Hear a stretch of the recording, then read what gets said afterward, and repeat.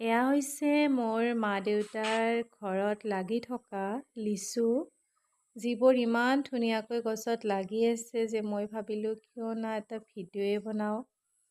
কাৰণ খুব মৰম লাগিছিল লিচুবোৰ এনেকৈ গছত লাগি থকা দেখি। অৱশ্যে খাবলৈ হোৱা নাই আৰু 15-20 দিনমান হয়তো লাগিব খাবলৈ।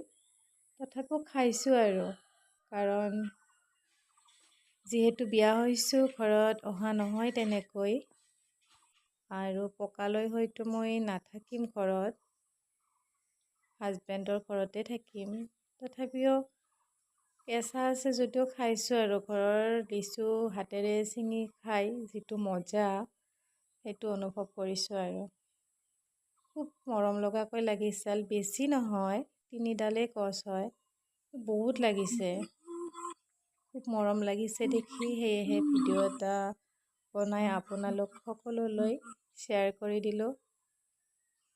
যদি কোনোবাৰ লোভ লাগিছে কমেণ্ট কৰিব দেই। থেংক ইউ ভিডিঅ'টো শেষলৈ চোৱাৰ বাবে।